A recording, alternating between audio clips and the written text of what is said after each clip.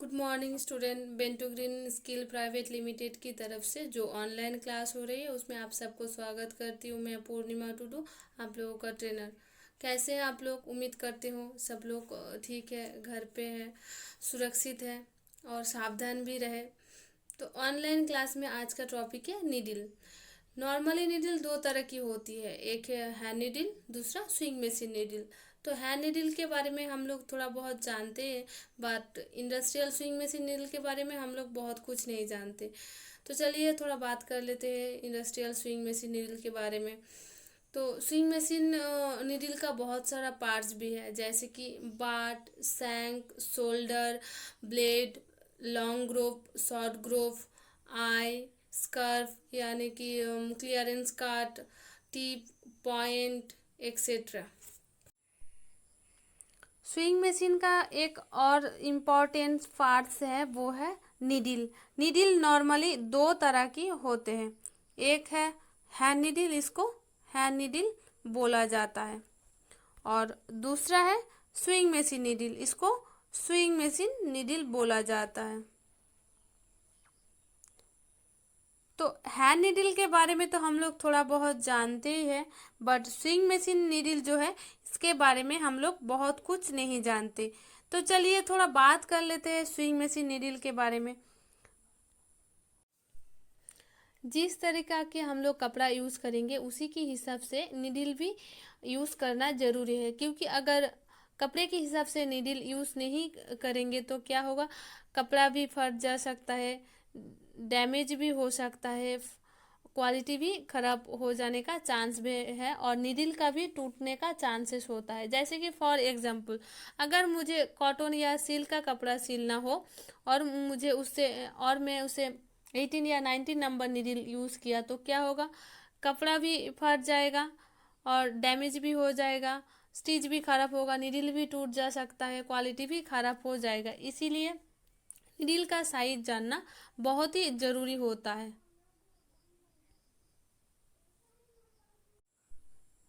Swing machine needle का अलग अलग पार्ट्स और उसका काम के बारे में थोड़ा बहुत डिस्कस कर लिया, उसके बाद आएंगे कि स्विंग मशीन नीडल को कैसे हम लोग आइडेंटिफाई करेंगे, मतलब कैसे पहचानेंगे कि कौन सा है स्विंग मशीन नीडल और कौन सा है हैंड नीडल। तो स्विंग मशीन नीडल को आइडेंटिफाई करने के लिए तीन तरीका है। स्विंग मशीन नीडल को आइडेंटिफाई करने के लिए तीन तरीका है, वो क्या है? एक है सिस्टम,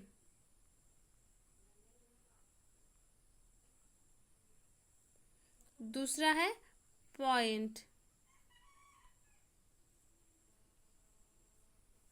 तीसरा है साइज। तो स्विंग मशीन नीडल को आइडेंटिफाई करने के लिए ये तीन तरीका है, ठीक है। सिस्टम से हम लोग कैसे आइडेंटिफाई करेंगे या कैसे जानेंगे कि कौन सा है स्विंग मशीन नीडल और कौन सा है हैंड नीडल। जैसे कि हैंड नीडल का जो आई होता है वो ऊपर की तरफ होता है, और वो टिप और पॉइंट जो है वो नीचे की तरफ होता है। बट स्विंग मशीन का जो आई टिप पॉइंट होता है वो एक साथ नीचे की तरफ होता है। इससे भी पता चल सकता है कि कौन सा है स्विंग मशीन नीडल और कौन सा hand needle. Swing machine needle को आइडेंटिफाई करने के लिए दूसरा तरीका क्या था, वो है पॉइंट। पॉइंट के हिसाब से स्विंग मशीन नीडल को दो भाग में डिवाइड किया गया है, एक है क्लॉथ पॉइंट, दूसरा है काटिंग पॉइंट। काटिंग पॉइंट क्या है? Cutting point needle garments industry पे यूज़ नहीं किया जाता है।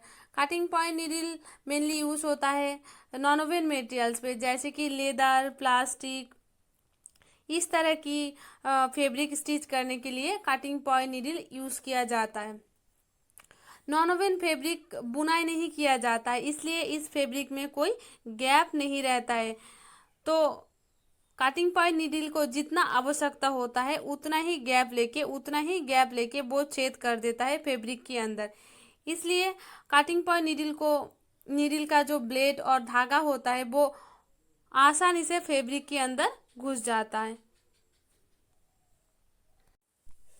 काटिंग पॉइंट नीडल को और भी 3 भाग में डिवाइड किया गया है। एक है ओएज पॉइंट, दूसरा क्रॉस पॉइंट, तीसरा है twist point.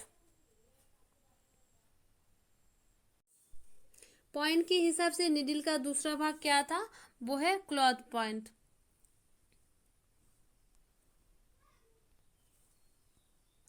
Cloth point garments industry पे सबसे ज़्यादा यूज होता है।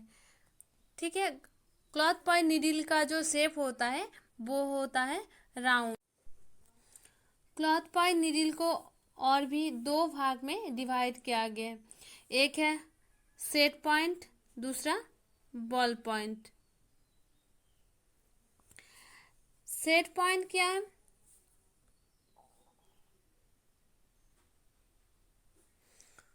सेट पॉइंट नीडल से ओवन फैब्रिक का स्टिच किया जाता है। इस टाइप का फैब्रिक का स्टिच किया जाता है ओवन राउंड पॉइंट यानी कि सेट पॉइंट नीडल से।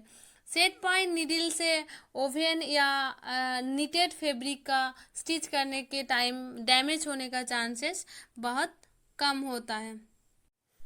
सेट पॉइंट नीडल को और भी 3 भाग में डिवाइड किया गया है। एक है स्लिम सेट पॉइंट नीडल, दूसरा मीडियम सेट पॉइंट नीडल, तीसरा है heavy set point needle. Slim set point needle से ओवन फैब्रिक का टॉप स्टिच किया जाता है, जैसे कि फॉर एग्जांपल कॉलर, इस तरह की कॉलर, काफ एक्सेट्रा स्टिच किया जा सकता है सेट पॉइंट नीडल से। और जो मीडियम सेट पॉइंट नीडल होता है उससे नीटेड फैब्रिक का स्टिच किया जाता है, जो बहुत ज़्यादा स्ट्रेचेबल होता है। इस तरह के कपड़े यानी कि फैब्रिक स्टिच किया जाता है नीटेड सेट मीडियम सेट। और हेवी सेट पॉइंट नीडल से बटन लगाने के काम में यूज़ किया जाता है हेवी सेट पॉइंट नीडल को। इस तरह का बटन लगाने की काम में यूज़ किया जाता है heavy set point needle. Ball point needle को और भी 3 भाग में डिवाइड किया गया है। एक है लाइट बॉल पॉइंट नीडल, दूसरा मीडियम बॉल पॉइंट नीडल, तीसरा है हेवी बॉल पॉइंट नीडल।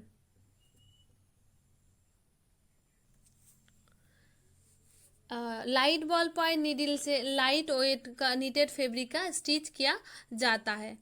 और जो मीडियम बॉल पॉइंट नीडल होता है उससे मीडियम वेट का जो फैब्रिक होता है वो स्टिच करने में यूज़ किया जाता है।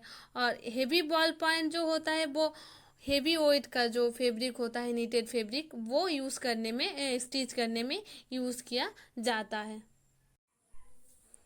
स्विंग मशीन नीडल का बहुत सारा पार्ट्स भी है, जैसे कि बाट, shank, shoulder, blade, Grove. Grove 2 तरह की है, एक शॉर्ट ग्रोव, एक लॉन्ग ग्रोव।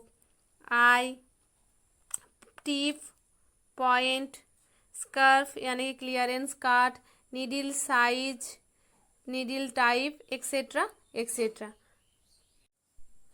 नीडल का अलग अलग पार्ट्स होता है और अलग अलग पार्ट्स का अलग अलग काम भी होता है, तो उसके बारे में थोड़ा डिस्कस कर लेते हैं। तो सबसे पहले है बाट। नीडल का सबसे ऊपर का जो हिस्सा होता है इसको बाट बोला जाता है।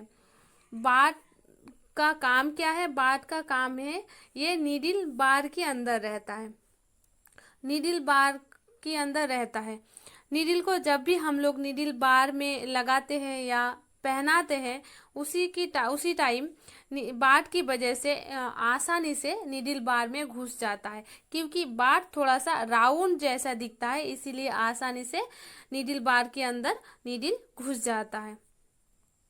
ठीक है, तो उसके बाद है शैंक। बाट और शोल्डर के बीच में जो हिस्सा होता है उसको बोला जाता है शैंक। शैंक भी नीडल बार के अंदर ही रहता है। इसका काम क्या है? इसका काम है नीडल बार में रह के नीडल को और शक्ति देना, ताकि नीडल अपना स्टिच कंटिन्यू कर पाए। ठीक है, उसके बाद है शोल्डर। शैंक और ब्लेड की बीच का जो हिस्सा होता है उसको शोल्डर बोला जाता है। शोल्डर का काम क्या है? शोल्डर का काम है ये जो पूरा नीडल होता है पूरा नीडल का प्रेशर अपने ऊपर लेना, ताकि नीडल आसानी से स्टिच कंटिन्यू कर पाए। ठीक है। उसके बाद है ब्लेड या शाफ्ट।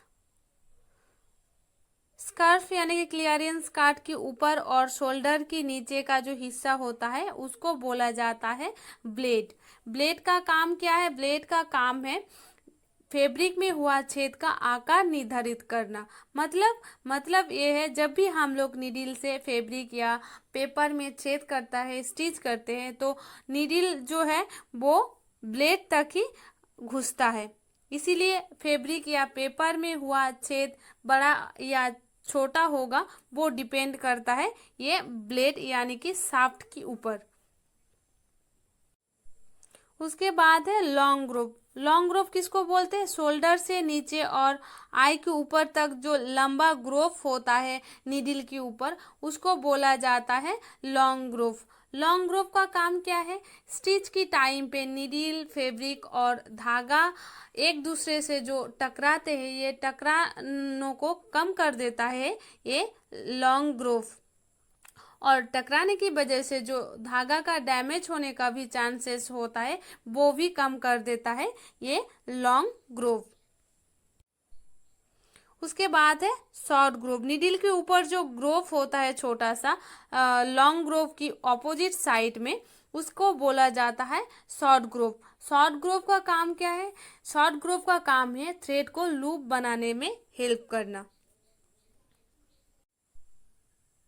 नीडल का ये हिस्सा को स्कार्फ यानी कि क्लियरेंस काट बोला जाता है। इसकी वजह से ही स्टिच अच्छे से और भी अच्छा होता है। उसके बाद है आई। नीडल के ऊपर जो छेद रहता है जिसमें हम लोग धागा फंसाते हैं स्टिच के लिए, उसको आई बोला जाता है। आई का जो अंदर का हिस्सा होता है वो बहुत ही इम्पोर्टेंट होता है, क्योंकि जब भी धागा के साथ नीडल फैब्रिक के अंदर जाता है तब धागा को डैमेज होने से बचाता है ये नीडल आई का अंदर का हिस्सा। ठीक है। स्विंग मशीन नीडल को आइडेंटिफाई करने के लिए दूसरा तरीका क्या था? वो है पॉइंट। पॉइंट के हिसाब से स्विंग मशीन नीडल को दो भाग में डिवाइड किया गया है। एक है क्लॉथ पॉइंट, दूसरा है काटिंग पॉइंट। काटिंग पॉइंट क्या है? उसके बाद है टिप। नीडल का सबसे नोकीला जो हिस्सा होता है उसको बोला जाता है टिप। टिप का काम क्या है? टिप का काम है नीडल को बिना कुछ प्रॉब्लम के ही फैब्रिक के अंदर जाने में मदद करता है। ठीक है। नीडल को आइडेंटिफाई करने के लिए तीसरा तरीका क्या था? वो है साइज। स्टिच करने के लिए नीडल का साइज जानना बहुत ही ज़रूरी होता है। नीडल का अलग अलग साइज होता है। नीडल का दो सिस्टम में पाया जाता है। नीडल साइज दो सिस्टम में पाया जाता है, एक है यूरोपियन, दूसरा अमेरिकन। यूरोपियन सिस्टम में नीडल साइज 60 से शुरू होके 120 पे ख़त्म होता है, और अमेरिकन सिस्टम पे 8 से शुरू होके 19 पे आके ख़त्म होता है।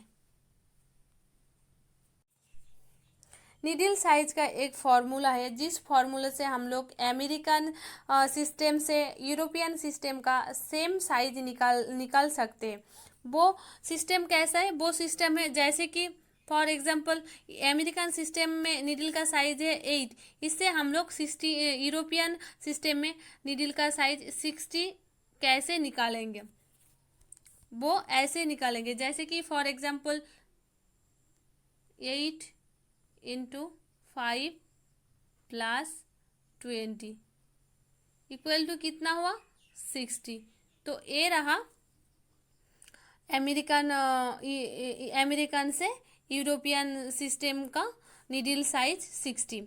तो 8 और 60 है सेम साइज एक नीडल का, बस अलग अलग सिस्टम में पाया जाता है। ठीक है। तो नॉर्मली लेदर के कॉटन के लिए 14, लेदर के लिए 18 या 19, उलन के लिए 14, जीन्स के लिए 18 नंबर नीडल यूज़ किया जा सकता है।